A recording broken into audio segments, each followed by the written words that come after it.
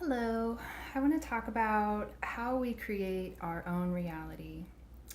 And I'm going to read from my notes, and I'm sorry if that bugs anybody, but these would go all over the place and take about an hour if I didn't have my notes keeping me on point. So I will try to do my best not to just get stuck in my book here. How we create our own reality. The mind is affected by external influences, as well as experiences, perceptions, the power of suggestion. It's affected by multiple things. And the mind specifically absorbs whatever we're paying attention to, whatever we're giving our focus energy to.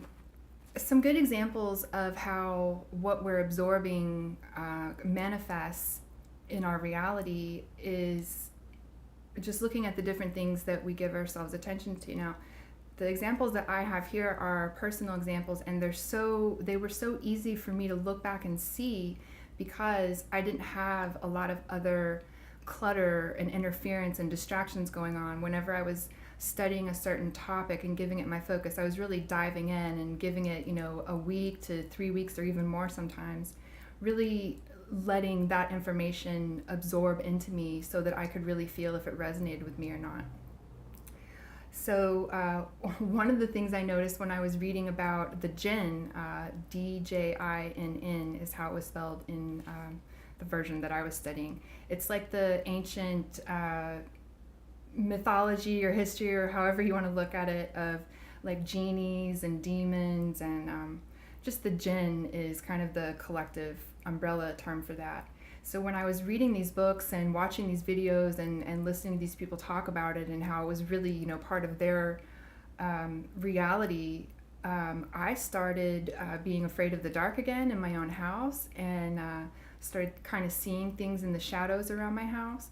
So I realized that was something really out of the normal way of things for me, and I connected it. Well, I'm studying this stuff, so I'm bringing it into my world.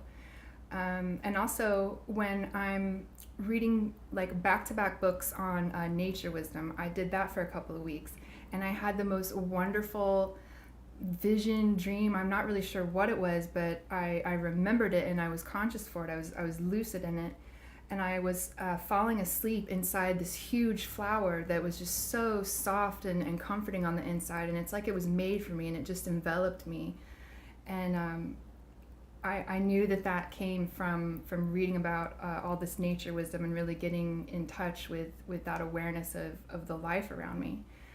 And similarly, when earlier in my journey, I was doing a lot of research on aliens and ETs and UFOs. And I'm like, well, is this real? What's going on here?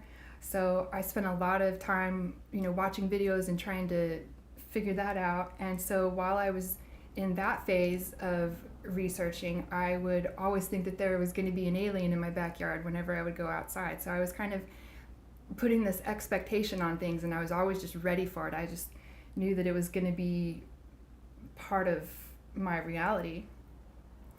And so looking back on all this, I noticed that whatever I was feeding my conscious mind virtually manifested in my perception of reality. And similar to this is the Rorschach Test. And, it's like the ink blot test, and you just kind of look at it and say what comes to your mind. And how PTSD veterans will often see violence and death, just really scary images that they're deriving from these kind of random ink blots. And it's not that they're consciously looking for it, but they find it anyway because it's in their perception filter. And what that means is that their experiences of the trauma, the violence, the terror, everything that they've been through as a war veteran, or really this applies to anyone that's gone through trauma, their experience has overlaid their original senses with distortion, or many distortions in some cases. And we all do this to some extent, even if we don't have a severe trauma in our background, or we didn't go to war, or we weren't abused as children. We all deal with things that do traumatize us and we don't necessarily walk away with that with an accurate interpretation of what went down. So that inaccuracy is the distortion. The point is to realize that the mind is kind of programmed to see or find or sense something in the environment. And it does this because it thinks that it's helping. It's trying to help our survival, and it's working off those distortions that I just mentioned. But really it's working off of bad information. And if the mind and senses run wild, whatever the mind is accustomed to seeking to protect us, it will find it. We nurture these expectations based on how we uniquely perceive the world. And the expectation is the mirage, kind of. The mind puts what we are seeking / expecting on top of the reality that we're experiencing. So let's talk about how we use our free will to absorb different information and shape our inner map of reality. Some examples are focusing on ways that we are victimized versus focusing on the ways that we are powerful, creative beings.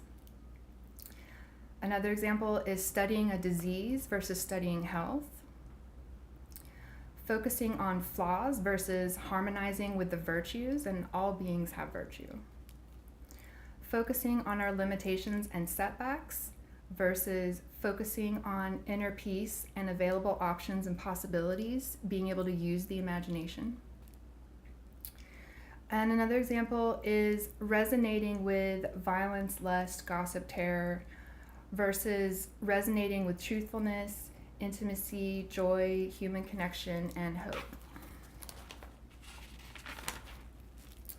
We begin to recognize that awareness and thoughts lead our experience, lead our choices, lead our expectations, and guide our perception of reality.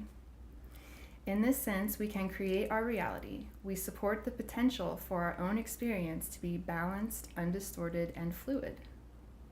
We supply the thought energy to allow our compassion to flow and to keep us mentally in our higher awareness. And now, where does this thought energy come from? It starts with visceral sensation, feeling, awareness, and then reason and mental thought. So when we are blocked off because of distortions, trauma, whatever it is that's blocking us off, we don't have the somatic sensations. We don't have access to our original senses. We are pretty much locked into mental reasoning, and that system is kind of hijacked in a way.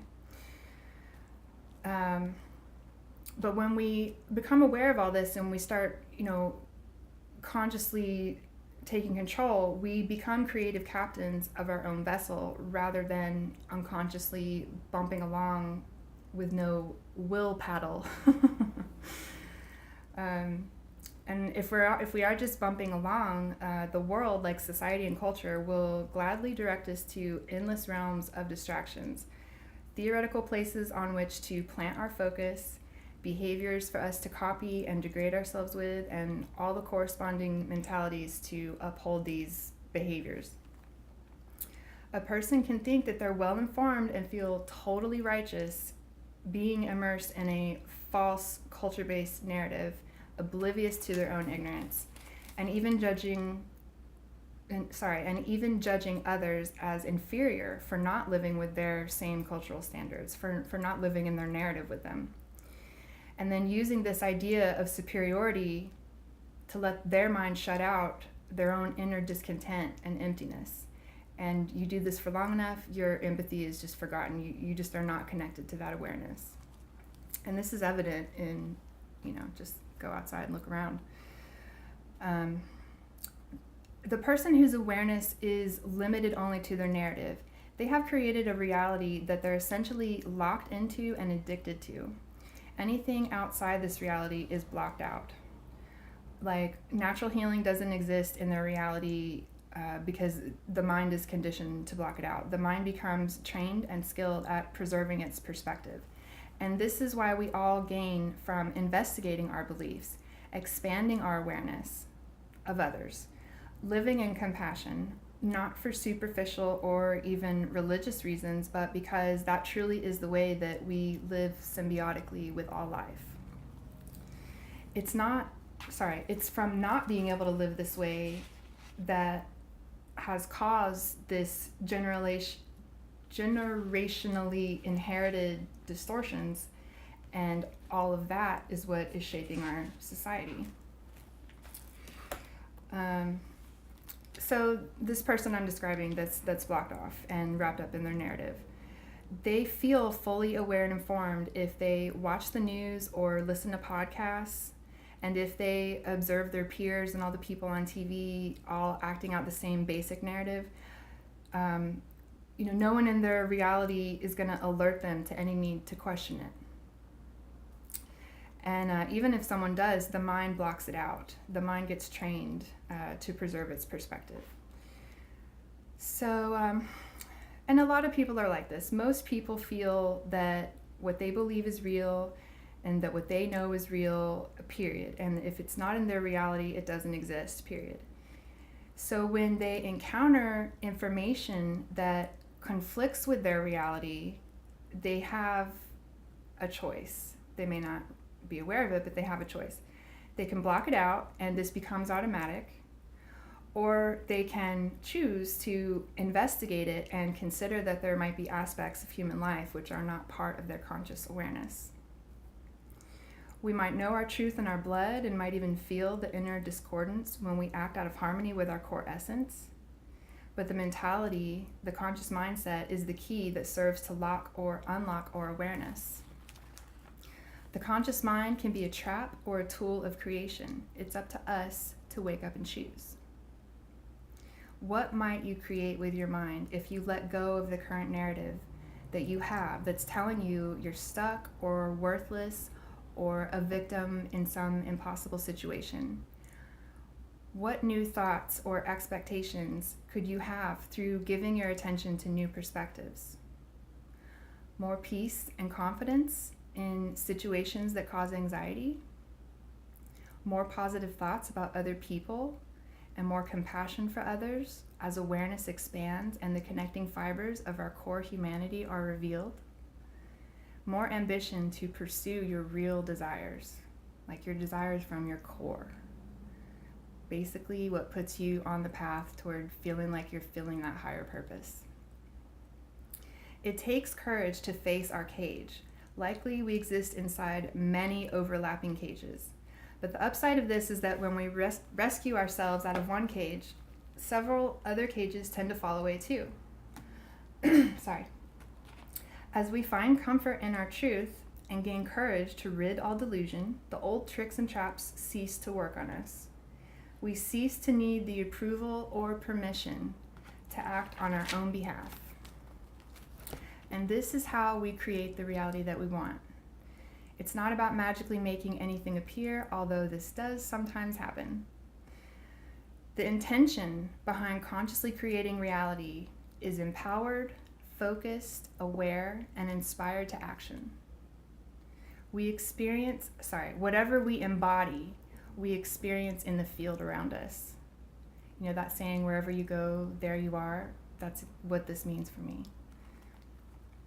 When we choose to create a healthy, wholesome life path, we are creating that experience for ourselves.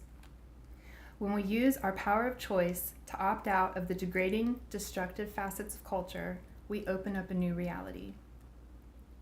Choice is what liberates us, and choice is what has been hijacked in a lot of people. If you're watching a natural health channel, chances are you already are consciously choosing for yourself and already consciously creating your reality. And so with that, I remind you to choose wisely and create from your heart. Thank you.